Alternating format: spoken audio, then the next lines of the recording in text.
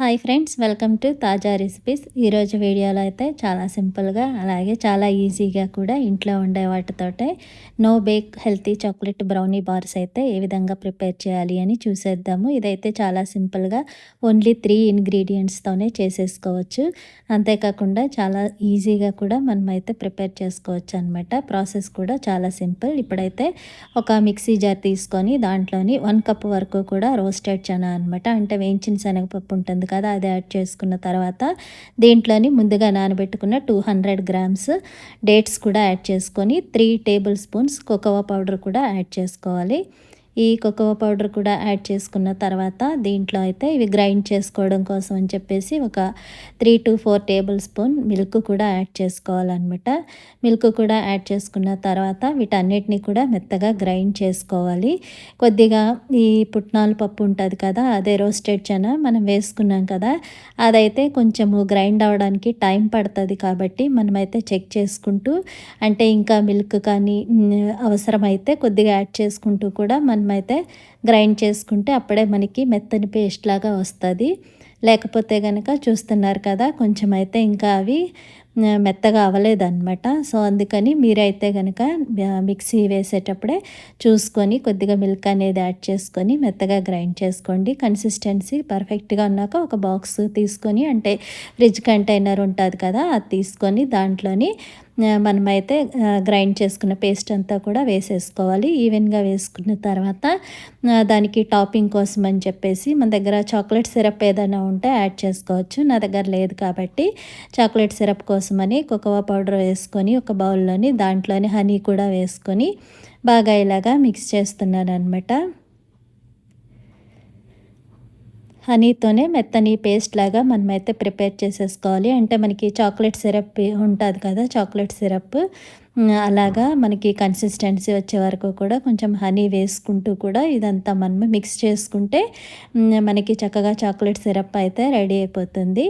ఈ ప్రాసెస్ కొద్దిగా honey add చేస్తున్నాం కాబట్టి ఇదైతే కొంచెం హెల్తీనే, అందుకని ఇలా యాడ్ చేసుకుంటే సరిపోతుంది. చాక్లెట్ సిరప్లో అయితే కొంచెం మనకి ఇది స్వీట్నెస్ కూడా ఎక్కువ ఉంటుంది కదా, బట్ దీనికైతే మనకి స్వీట్నెస్ అనేది బ్యాలెన్స్ అయిపోతుంది అనమాట. సో అందుకని చెప్పేసి ఇంకా నేను హనీ వేయకుండా కొద్దిగా కన్సిస్టెన్సీ పర్ఫెక్ట్గా వచ్చే వరకు కూడా నేను వాటరే కొంచెం కొంచెం యాడ్ చేసుకుంటూ కూడా కలిపేసుకున్నాను. ఓన్లీ హనీతోనే అయితే ఇది మనకి అంత పర్ఫెక్ట్గా రావట్లేదు కన్సిస్టెన్సీ.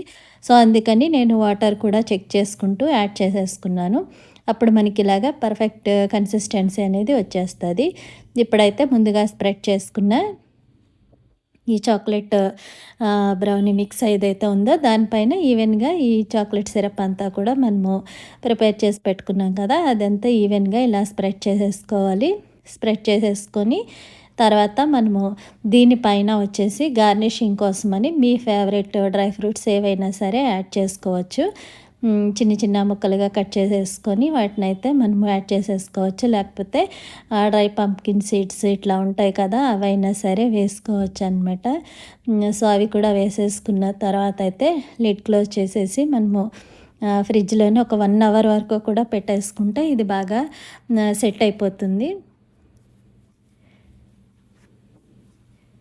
1 అవర్‌కి కూడా అది సెట్ అవ్వలేదు అనుకుంటే మనం ఇంకా కొద్దిసేపు కూడా కొద్దిగా ఎక్కువసేపే ఫ్రిడ్జ్‌లో అయితే పెట్టేసుకోవచ్చు. మనకి ఇది బాగా చక్కగా మనకి బ్రౌనీ రెడీ అయిపోతుందనమాట.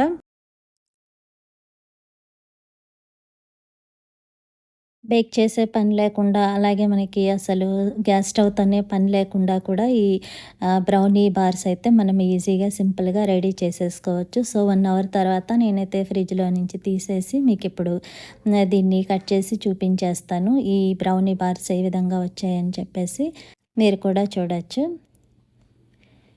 పర్వాలేదు, ఈ రెసిపీ కూడా మనకి సక్సెస్ అయింది. కాబట్టి మీరు కూడా ఇంట్లోనే ధైర్యంగా ట్రై చేయొచ్చు. అసలు గ్యాస్ స్టవ్‌తోనే పని లేదు కాబట్టి ఓన్లీ 3 ఇంగ్రీడియంట్స్ తోటి బేక్ చేయనవసరం లేకుండా, స్టీమ్ చేయనవసరం లేకుండా మనకి హెల్తీ చాక్లెట్ బ్రౌనీ బార్స్ అయితే రెడీ అయిపోయాయి. సో బేకరీ స్టైల్‌లోని మనకి ఈ బ్రౌనీ బార్స్ అయితే టేస్ట్ కూడా అలాగే ఉంటాయి. సో పిల్లలకు కూడా మనము మంచిగా ఇవ్వచ్చనమాట తినటానికి. ఎందుకంటే దీంట్లోని మనము డేట్స్ అన్నీ కూడా వేసాం కదా, సో అందుకని పిల్లలకు కూడా ఇస్తే వాళ్ళు కూడా చాలా ఇష్టంగా తింటారు.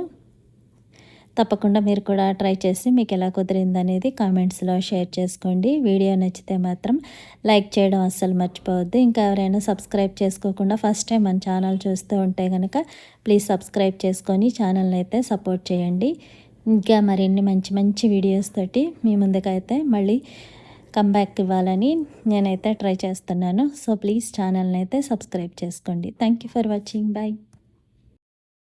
Thank you for watching. If you like the video, please subscribe, like, share and comment.